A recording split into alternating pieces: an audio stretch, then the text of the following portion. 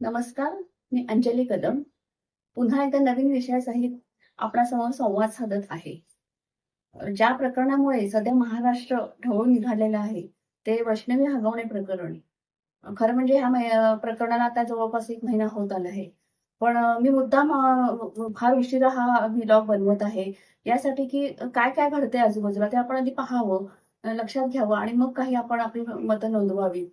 तर या ठिकाणी मला असं म्हणायचंय, की आता एवढ्या आधुनिक काळामध्ये सुद्धा जर महिलांचे असे किंवा मुलींचे हुंडाबळी होत असतील, तर आपण कुठे चाललो आहोत? व्यक्ती म्हणून, समाज म्हणून याचा पुन्हा एकदा विचार करण्याची वेळ आलेली आहे.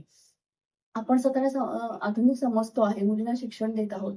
पण खरोखर आपण विचाराने आधुनिक झालेलो आहोत का? किंवा लग्न संस्था जी आपली आहे, विवाह संस्था आहे, त्यामध्ये काही बदल करण्याची वेळ आलेली आहे का? ह्याचा विचार आपण सगळ्यांनी केला पाहिजे. तर या या आणि हे जे प्रकरण जे अशी घडत असतात, तर यावेळी काही प्रश्नांची उत्तरं आपल्याला मिळणं फार गरजेचं असतं. आणि ह्या घटना असतात त्या मनाला खूप खोलपर्यंत आपल्याला त्रास देऊन जात असतात. तर यातलं पहिल्यांदा मी सांगेन, की जे सासू-सासरे आहेत वैष्णवीचे, त्यांच्याबद्दल जर आपण म्हणायचं झालं, तर सासरची सगळी मंडळी, तर त्यांची ऐपत नव्हती मुलाचं लग्न करण्याची, तर त्याने कशाला लग्न करायचं? त्यांना गाडी हवी आहे. ती सुद्धा जबरदस्तीने तिच्या म्हणजे जी होणारी सून आहे, तिच्या आई-वडिलांकडून त्यांनी गाडी मागवून त्या गाडीतून ते मिरवणार. देवासाठी लागणारे जे गौरीचे मुखवटे आहेत, ते तुम्ही सासरच्या लोकांकडून मागून घेणार आणि तुम्ही देवाची पूजा करणार. म्हणजे हे तुम्ही काय लोकांसमोर किंवा हे तुम्ही काय सांगण्याचा प्रयत्न करताय याच्यातून? मग ज्यावेळी हे लोकं असे वागत असतात, त्यावेळी इतर लोकांना सुद्धा त्याच्यातून एक पायंडा पडत असतो, की चालेल आपण पण असंच केलं पाहिजे, आपण पण असाच हुंडा घेतला पाहिजे.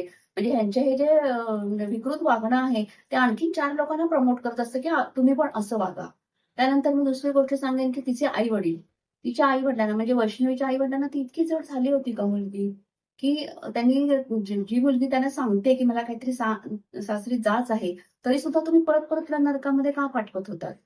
ठीक आहे, तिचं जेव्हा लग्न ठरलं तेव्हा तुम्ही प्रेमाखातर ती चांगली सुखात राहील, आनंदात राहील म्हणून काही गोष्टी तुम्ही केल्यात म्हणजे अगदी वारेमाप पैसा खर्च केलात. पण जेव्हा सासरी लग्न होऊन जेव्हा ती गेली, त्यावेळी ती पुन्हा-पुन्हा येऊन सांगत होती, की मला त्रास आहे, की मला काहीतरी तिथे जाच होतोय. इव्हन तिनं 2दा आत्महत्या करण्याचा पण प्रयत्न केला. मग असं असताना तुम्हाला एवढी सोन्यासारखी मुलगी एवढी जड झाली होती, की जी मुलगी आत्महत्या करते आणि तुम्ही परत-परत तिला नेऊन सोडताय. म्हणजे ही कोणत्या प्रकारची एक प्रकारची वागणूक आहे.